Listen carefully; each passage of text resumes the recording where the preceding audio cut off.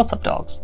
This is the second quarterly installment of the freelance updates that I'll make in 2021 in order to build in public. Way late, I might add, as we're already halfway through Q3. But real quick, if you don't like these, can you hit the thumbs down? It won't offend me at all, but I would like to know. Seriously, do that, please. I'll lead with my growth on YouTube, if that's all you're here for, and we'll go from there. Like I said last time, I want to learn more about you in these 4 videos that I put out in 2021. So don't be shy, leave a comment. Tell me where your next travel destination is going to be, assuming those plans don't get canceled. In 2021, I set a goal to put out 24 vids, or 2 per month. I was way ahead last quarter and readjusted to 48. I'm at 22 now, so I'm a bit behind on account of the big road trip. We'll label this goal yellow because it's still possibly doable. Like I said last time, for anybody interested in starting on YouTube, views are more important than sub goals, and beyond both of those things, the number of videos you upload is the big thing that you can completely control. For some of you, that might literally just mean making the first video. The scheduling of these videos has been a different story. I wanted to do the 1st and 15th of the month to keep a consistent schedule and a consistent output, but that's not working. I can't seem to keep to that, so you're just gonna get these videos fresh off the export whenever that is. Speaking of vanity metrics, at the time of scripting, we're sitting at over 1,000 of you hooligans. Mostly Canon fanboys like me, I assume. That's up big from last quarter, and it lets me know that what I'm doing is resonating on some tiny corner of the internet, at least a little. Thanks for sticking with me. It's great to have you on board. In the last update, I said that if I hit 1,000 subscribers before the end of the year, I would double that down to 2,000.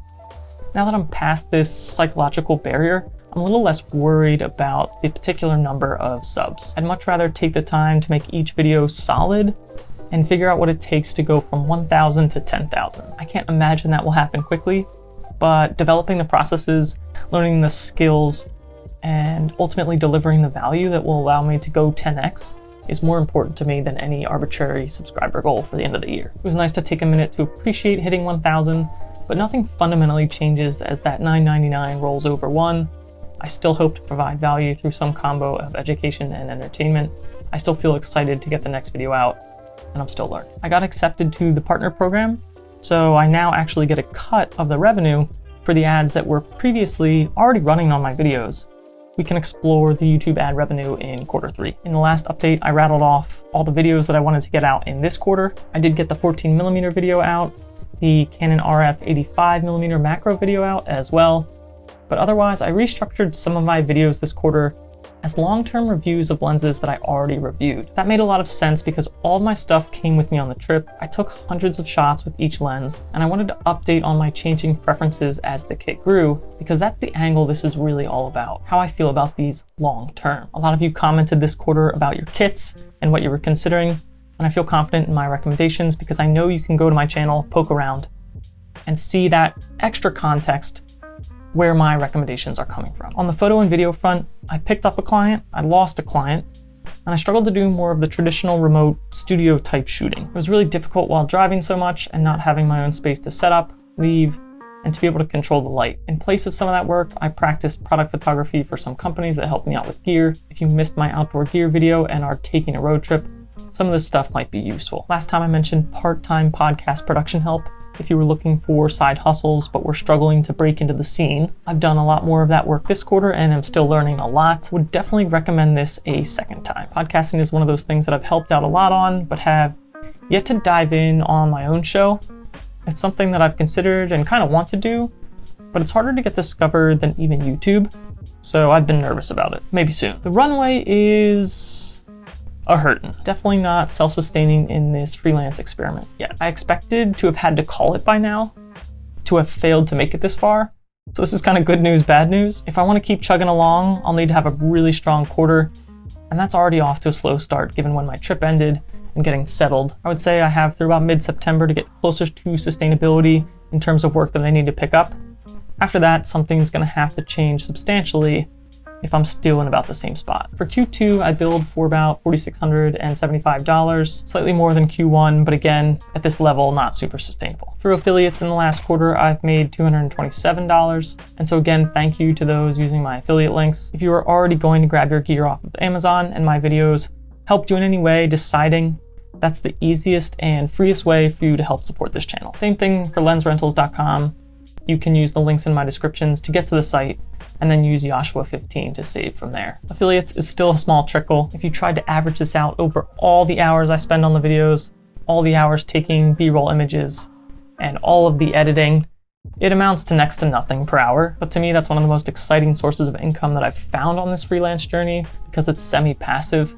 In fact, after the video has been published, it's purely passive, assuming that that video goes on to get viewed and to help people throughout its lifetime. It's not quite as nice as selling my own products on my own platform, but it is nice to get something out of YouTube beyond just the enjoyment after putting so much effort in. The road trip was the biggest expense this quarter, and because I like the data, I tried to track as much as I could without it becoming a hassle. So here are some of the details. In gas, I spent close to $500 to go about 3,500 miles round trip. Lodging on the way to my brother's was $182. I kept it low with multiple tent nights. Lodging coming back after staying with him was a mix of friends and Airbnbs, one of which I split. Only one tent night on a longer trip back, miserably hot and disgustingly humid, I might add, totaled $573.23. Thanks to the generosity of everybody that let me crash, those 2 months of living were still way less expensive than the apartment that I had in the past, even if I had counted the sleeping pad that I got on the trip, or if I counted the tent and camping stuff that I already owned, it was still way cheaper. In terms of the freelance lifestyle, like I alluded to earlier, this is going to be the do or die quarter. There are periods of life where I think it's best to grind it out and try to reach for some of the loftier goals that you have. Traditionally, I've been poor at letting these periods go long and unrestricted, but I've gotten better over the years, and the rest of August and September are definitely going to be a continued period where I grind it out to try to see where I can get. If at that point things are looking about the same financially, I'll need to make a pretty big pivot and see what's feasible to carry through on the freelancing front into Q4. If I had to guess today, that probably looks like trying to leverage my data and business background again, hopefully in a role strongly connected to media or somewhere small enough that I can fill multiple roles and not get bored. Then ideally, I'd keep some of the best gig work on nights and weekends. The next update will be a spicy one. For the content strategy, while searchable, more evergreen reviews are still going to be the backbone of the channel, I would like to potentially experiment with some of that content as well, both on this channel, and then also I want to use my smaller GoPro hockey channel as a platform to do some of that experimentation as well. Learning as much as I can about YouTube is still the goal, so I want to try some different things in the coming months. Last time I teased a behind the scenes channel, and I have yet to put a single thing there. I'm not going to kill it yet per se, but out of necessity, this is a lower priority and forced to be on the back burner. For existing clients, most of my work is still largely remote. Having survived the strain of being on the road, I can tell you when you don't have fast, reliable internet on travel days, digital nomading is not super fun. And fun fact, McDonald's has much faster upload speeds than Starbucks generally, even from their parking lots. And take that with you on your next trip. Last update, I mentioned reaching out to companies for some sponsored or affiliate gear for my trip, and I did have some decent luck with that. I managed to get some great gear, all of which I've covered in a separate video already, in case you need some cool gear for your own summer or fall travels. And finally, lessons learned in Q2. Lesson number 1, maintaining focus is difficult. I'm definitely yearning to do too many things on the larger scale. I try to fit too many things in on the smaller daily scale. The behind the scenes channel is a prime example of some of that overambition and lack of focus. If you're on a runway like me, the focus is kind of critical. I haven't quite figured this out yet, but I have made progress over the duration of these last 2 quarters. Lesson number 2, again, if you're on a runway, try to prioritize fun work. If you have gigs or tasks that aren't bringing you much joy, do what you can to deprioritize, delegate, or drop them entirely. A huge reason why I wanted to try freelancing was to have more control over how my days looked. It's not always easy, but I lost a bit of that clarity in the spring with my move and the trip, getting the COVID vaccine and having some normalcy back. I'd much rather have fun and burn through that planned runway than grind it out on gigs that aren't bringing me tons of joy or learning or value. Lesson number 3, people generally really want to help you, want you to succeed, and are pumped to see your progress, jazzed and rooting for you big time. I saw this a lot when telling people about my trip or describing my freelancing runway. Oftentimes, people were even more excited than me when I told them about my plans and how I go day to day through my work schedule. If you're like me and you struggle to ask for help sometimes, just keep that in mind if you plan a big trip like this, or if you plan to do any kind of freelancing experiment. People are happy to take a small part, any part really, in your journey, because deep down I think a lot of people wish they could do things like this. If you watch the whole thing, you're a hero. Pick some goals for Q3 yourself and crush them.